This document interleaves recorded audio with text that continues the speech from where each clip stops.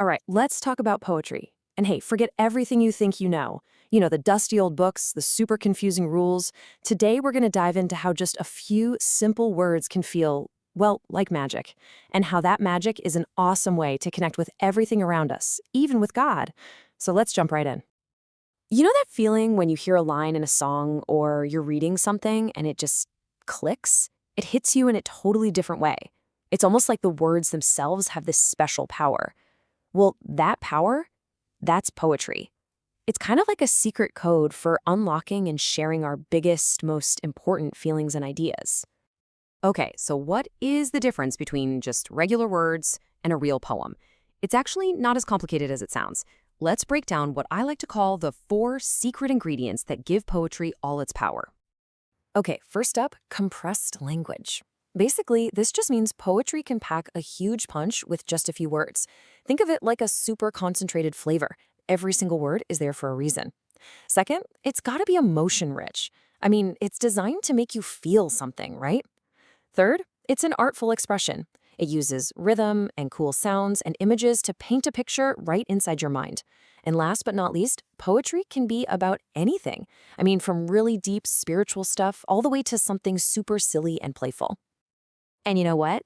A perfect example of this, one you probably already know, is the Psalms in the Bible. Seriously, they use all of these tools. They're basically poems that cry out when they're sad, shout with joy, ask those huge, life changing questions. They're just packed with powerful emotion and incredible language. All right, so now you know the secret ingredients. You're basically an expert. So let's put that new knowledge to the test. We're going to play a quick game called Poem or Not. It's simple. I'll show you a few lines, and you decide if they have that special poetic magic. You ready? Let's do this. Okay, here's our first one. I stand at the edge of a morning sky, waiting for light to kiss the land. So what do you think? Poem or not a poem?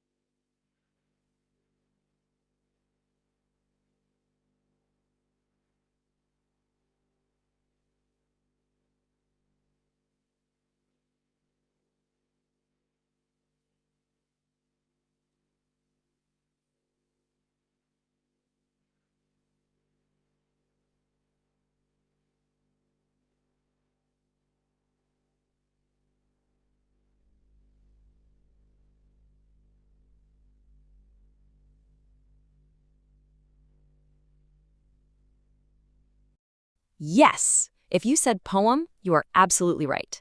You can just see that, can't you? That line, light to kiss the land.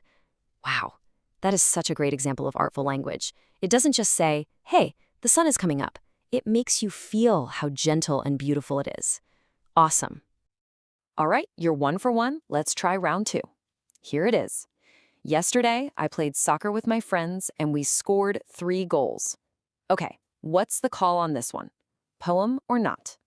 Nailed it. This is not a poem. And look, it's a perfectly fine sentence. It tells you what happened, right? It gives you the facts. But it's missing that special, artful, emotional language that we're looking for. It's really just a statement of fact. Okay, last one. This is the tiebreaker. God is my refuge, my strong, unshakable rock. So, what's the final verdict? Is this poetry?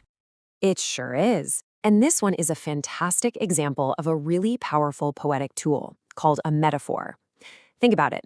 It's not saying God is literally a rock, right? Of course not. It's using that powerful image, a strong, solid, unshakable rock, to help us feel what it's like to have that safety and strength. That is pure poetry right there. Awesome job with that game. So now that we're pros at spotting the ingredients, let's check out how they all come together in a complete poem.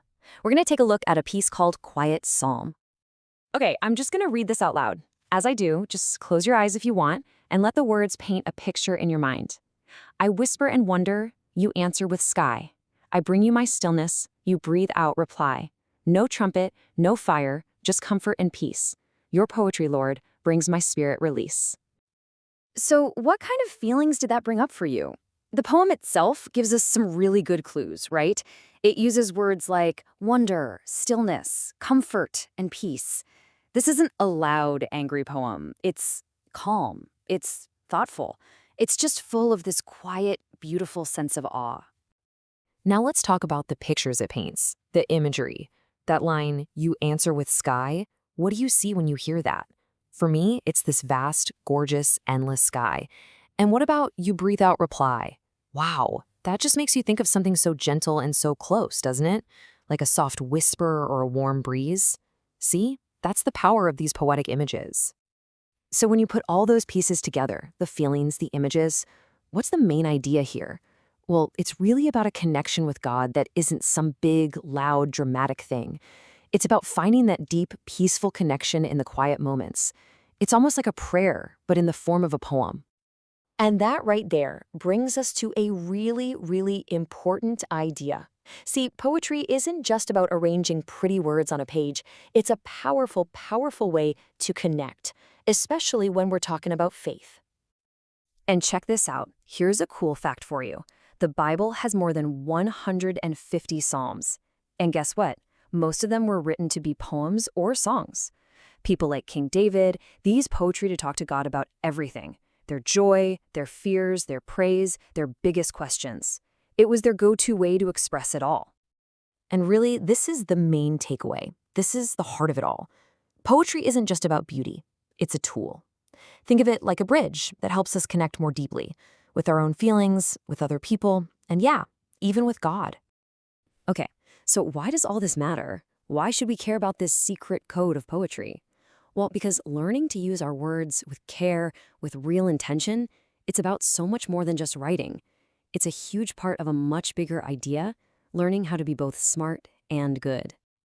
And this really breaks down the path to getting there. Step 1 is realizing the problem. Just being smart isn't enough. In fact, education without morality can actually be dangerous. So step 2 is the solution. We have to make choices that are both smart and good. We have to be intentional, just like a poet is when they choose their words. And what's the result of that? What's the reward for that kind of mindful spiritual life? Step 3, true peace. So, I want to leave you with this final thought. You don't have to go out and write a sonnet or anything, but think about this. How can you use your words like poetry today, with purpose, with feeling, and with real care? How are you going to make your words matter? Thanks so much for exploring all this with me.